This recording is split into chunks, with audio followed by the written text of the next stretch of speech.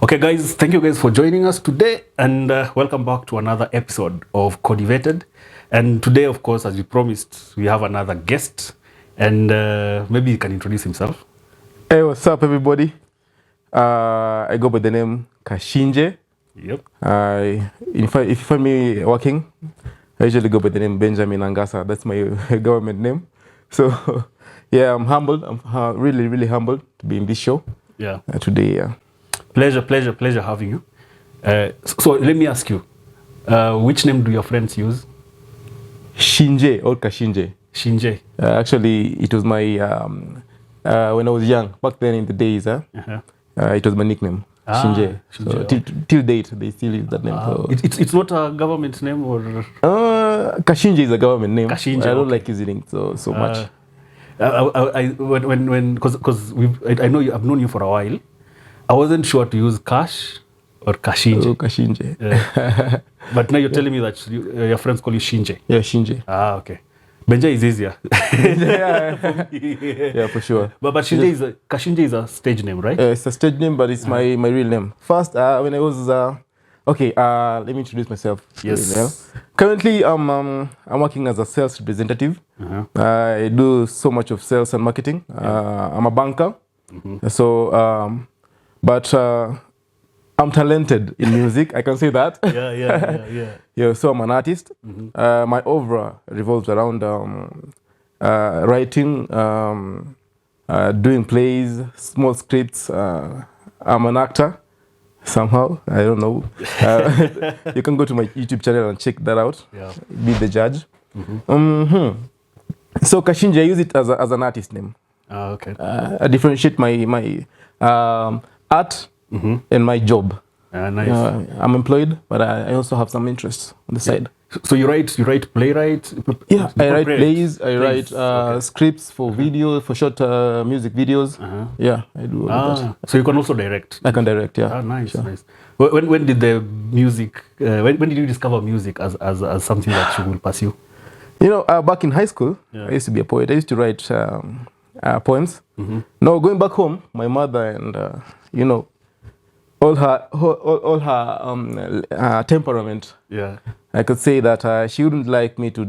She didn't like me to be so much into the co-curriculum, music fest and all that. Yeah. So going back home, it used to be books and books and books and books. The so African parent ideology. So I used to lock myself in my room, turn the radio on. High volume, pretend to be studying, but I was listening to music and writing poems. Nice. So back in high school, Form 2 there, I started writing music, and to date, I still do that. So it was a challenge because my family didn't like that side of me. So whenever I was at home, I used to be that shy guy. I was an introvert. I don't know how I came to be a sales representative, into sales and marketing, but it just happened.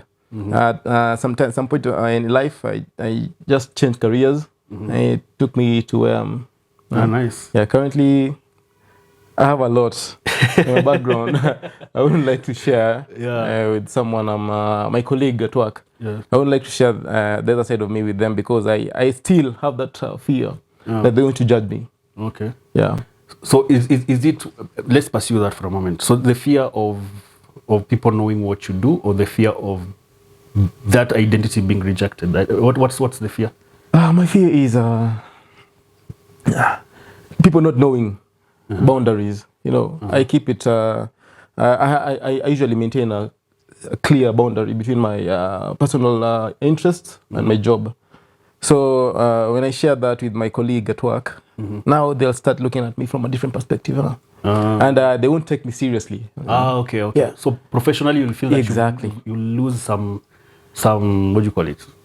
Some position. I lose some value, actually. Some value, that's the word, some value. And it's interesting to mention the fear aspect, because right now, this channel is fairly young in terms of the number of views we have, the number of subscribers. And one of the things that I also wanted to pursue was start something on the side, just to explore what we are doing right now. And there's the fear that you have, because people know you in a certain way, and then you start following a certain path, or you start revealing yourself in a different way. There's always that fear that which I think I can relate to some extent. How have you dealt with it?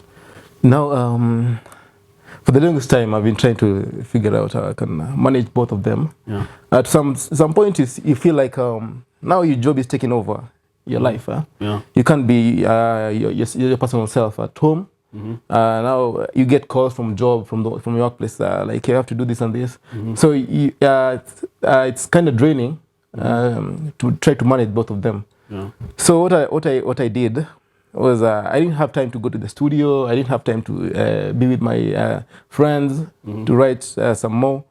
So I decided to go 24 hours working. So after work, after job, I come back home. I take Friday nights and Saturday nights working on my music. Yeah.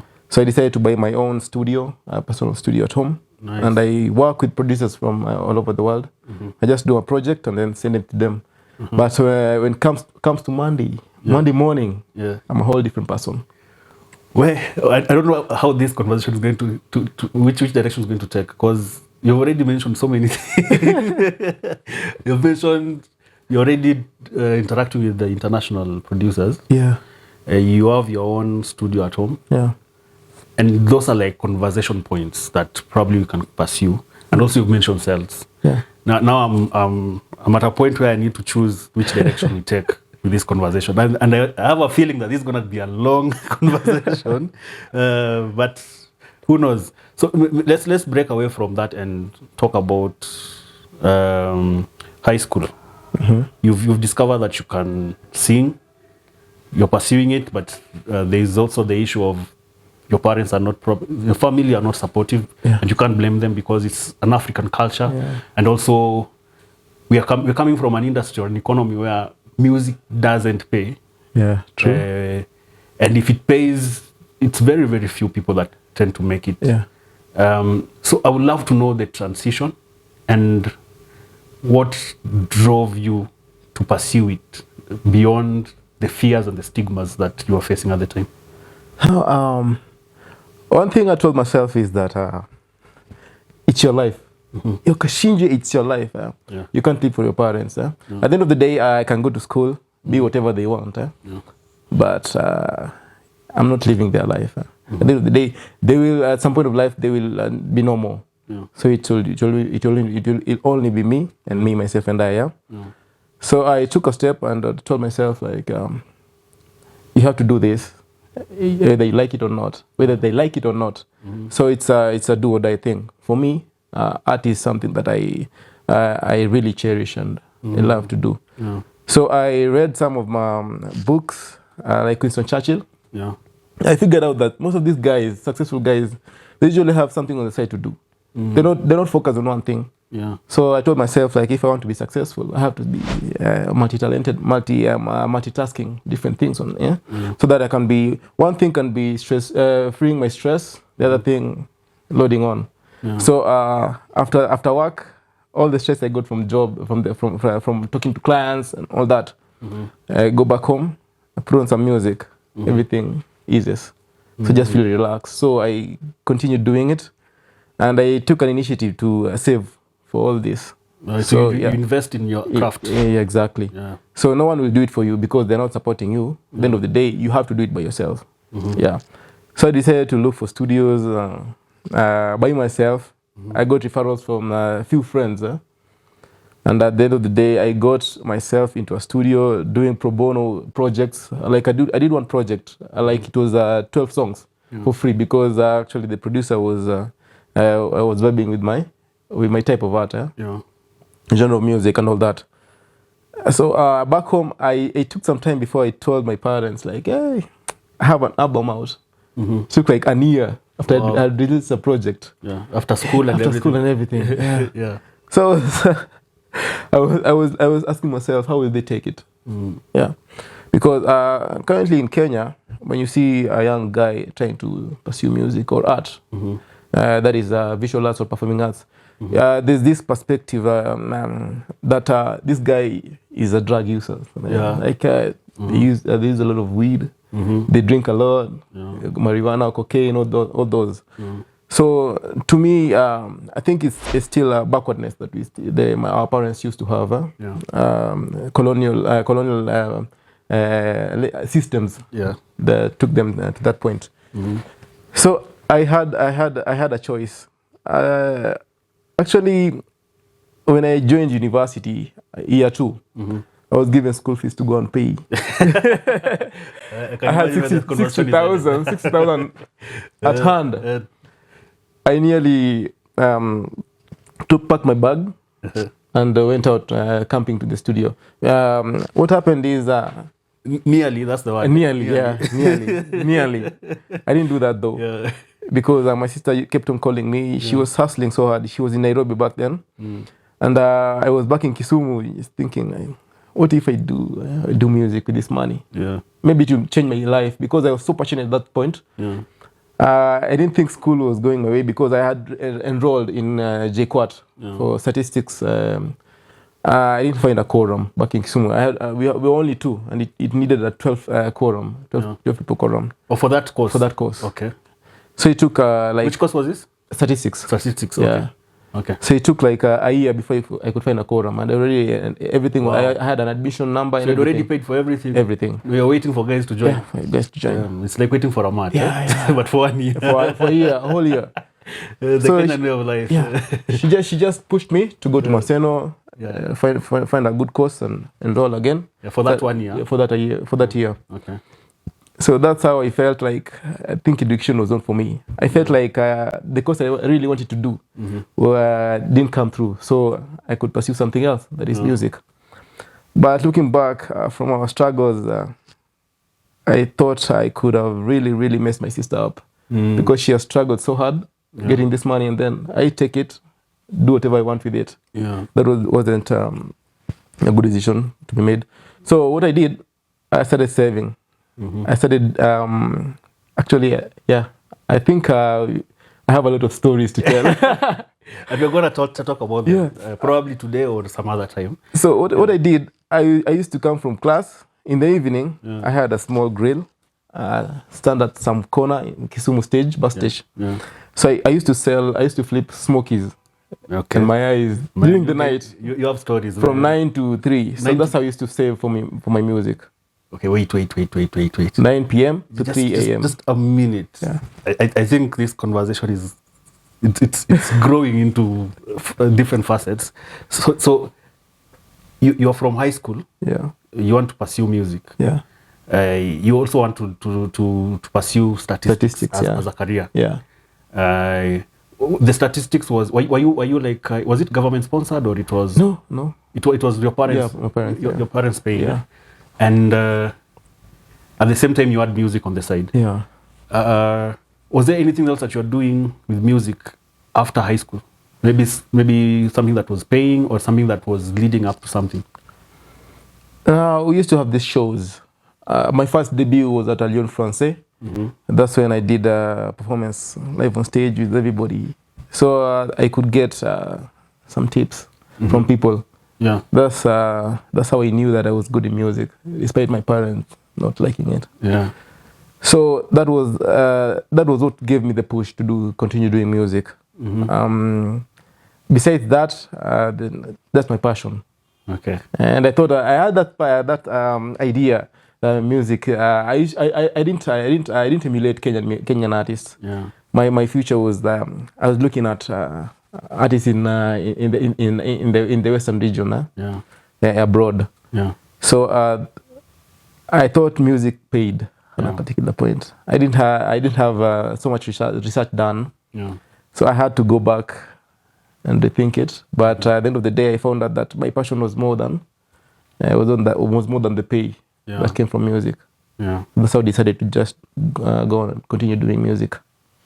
Yes. So I don't want us to leave that part, especially the part of Alliance. So you're just from high school. You finished high school. You had mentioned that you are doing. You are involved in some arts in high school. That is Music Fest. Yeah. So Music Fest, you're just doing the traditional stuff, the usual traditional stuff, or there's something else that you're doing? I used to do a solo. I used to solo verse. Solo verse. Yeah. During entertainment, were you like performing to the other students? Not really. So you had not gotten to a point of now singing for the street kids? No. In class, I was just silent. I was introverted. Oh, you're still shy? Yeah, I was still shy. But deep down, you had some. You were writing things. You had things composed. Yeah. Music composed. Yeah. Okay. And I had poems written. I could perform them whenever we went to music fest. Also, you do them during music fest. Music fest. But entertainment, no. No. Well, why is that? It's because when you go for music fest, the chicks. Not really. In school, the jamas, they're like, no, we can't do fest jamas. What was the motivation? Not really. I think I was in a day school. So, yeah, I spent most of the time at home. Okay. Yeah. And I had, I guess I had focus. Mm-hmm. So I wasn't into entertaining my fellow students, my fellow classmates. Yeah. I was for bigger picture, where I'm headed. So that's what I'm looking at. In high school, you had that bigger picture. Yeah. What? Just give us paint for us this picture. High school. What was the picture? So basically, I had a heavy past. Mm-hmm. So the only way I could express myself was through music writing, and So I started writing dark poetry. So just pouring all my pain and anger from my past. Yeah. Now I did a lot of research. Mm-hmm. I used to look up to some artists, some poets, some writers. Mm-hmm. I just wanted to check out how they carry out their art and how they present it to the society and what they get from it. Yeah. So art is not about money. The monetary value is it is supposed to be there, but if you're doing it for a bigger purpose, then you have to change. You have to change the perspective of society, how they view things. Mm-hmm. So I decided to tell stories.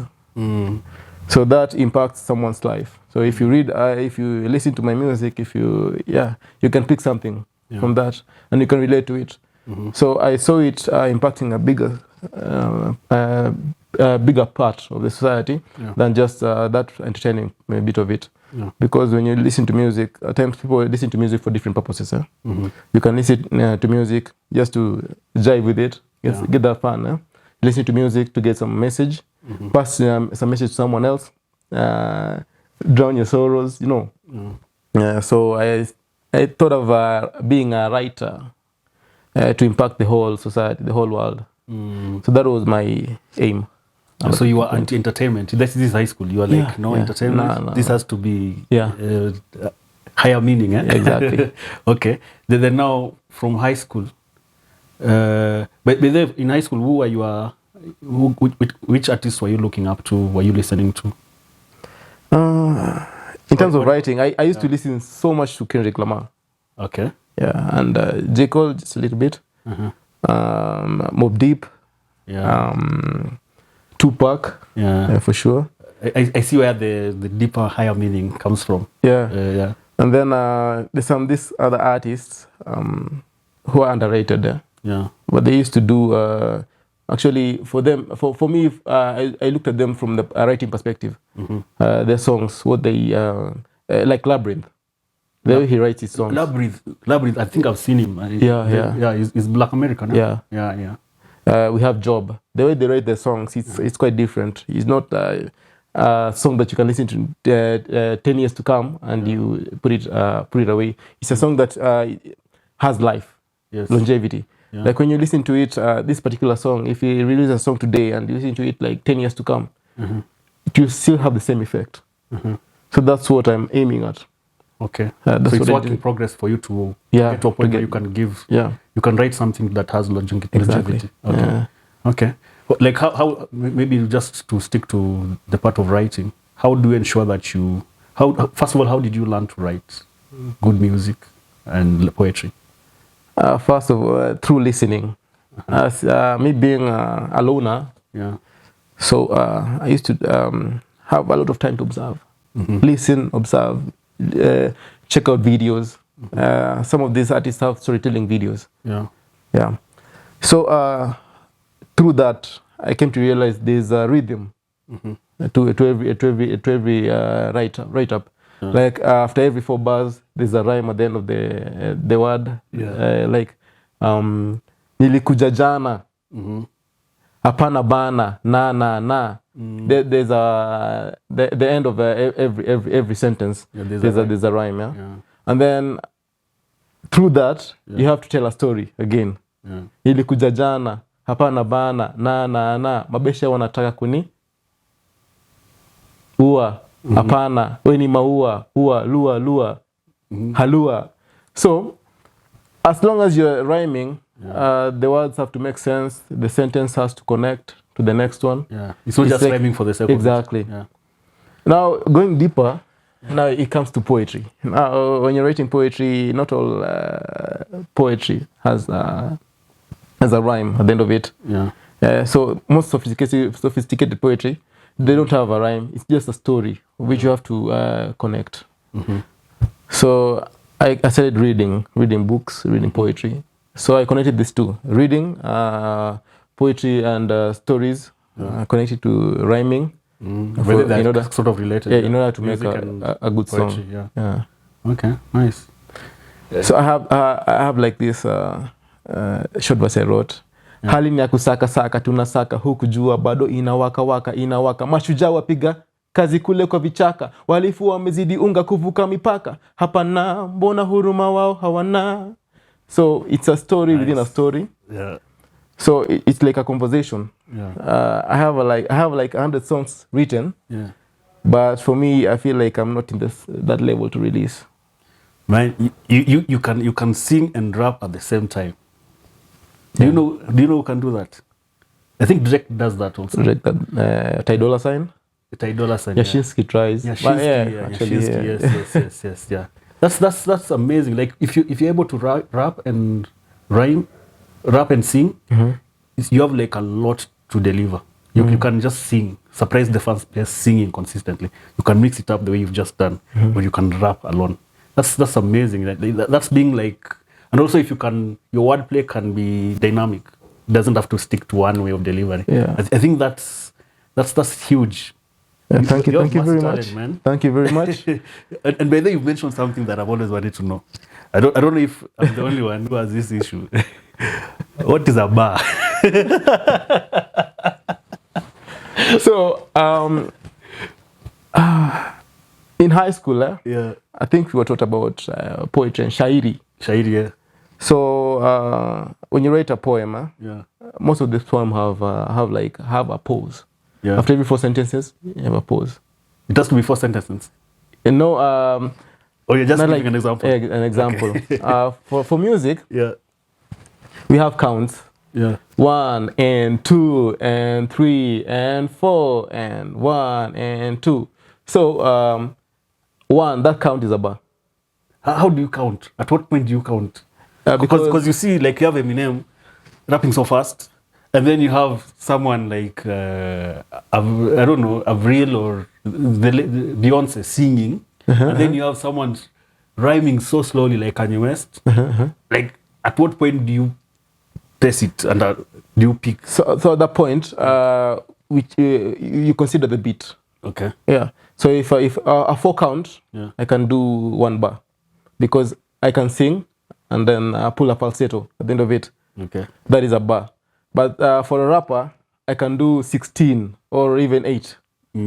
Like it depends with my rhyme. Yeah. Mimi nataka kuja home. You see, that is in 1 I've done 4. Okay, that's 4. So 4 times 4, that is 16, huh? That is 16. Yeah. So for someone like Eminem, he has a really different way of writing. Yeah. He doesn't look at bar the way that we look at it. Yeah. For him, it's his sentence has to end. But the way he does it, he can end his sentence within a bar. Like he can do 2 bars within a 4 count bar. Okay. Yeah. So it's quite different, but with music, the way you key in your elements, predict the end of the bar at the start of the beginning of the bar. Yeah. Yeah. I think it's something that I'm still struggling to understand. Maybe I need to. I don't know what to do about it, because I'm more curious to know if can someone right now, if I was to decide to write some song, will I be able to, without following the rules, will I be able to deliver? Yeah. Okay. Then why do you need the rules if you can deliver without the rules? the way my brain is wired, Yeah. we pick trends, we pick patterns quite easily. Nice. So if you go within the rules, then it will be easy for me to pick it up. It will be a sing along for me. But if you make it complicated, then it will be jumbled up in my brain. I can't capture it quite easily. That's why most of the artists go within the rules. Yeah. Does national anthem? Our national anthem does it have buzz? Our national anthem is a real shairi. So let's say. Inamsimbo, inamkwapi. So how do you count? Oh God of all creation. How many bars? That is one. Oh, because it's slow. It's slow. Oh, so it has to be longer. And then when it pauses, that's the one bar. Yeah, exactly. So, because when you write it, it has 4 lines, 4 sentences. Yeah. Stanzas. Yeah. Exactly. Those are bars. So yeah, exactly. So who decides where the bar ends? How do you decide that? The way you're writing. So you can even make the way you said Eminem. You can write a very long sentence and that becomes a bar. A bar, yeah. So now it's upon the person who does the beat to make sure that they meet the expectations. The expectations. Okay. But in rap, in hip hop, we also have a different description of a bar. Yeah. When you have a heavy, let me say, a heavy point or a wordplay that is quite catchy, then that is called a bar. Okay. But you realize it is within a sentence. So still it will go with the rules of music. Okay. Yeah. Nice. Guys, you've had this is a very long conversation, guys. So prepare for this. I prefer we transition to another part because as you said, 30 minutes is good enough for you to take a break and then we resume. So see you guys on the next one. Shallow,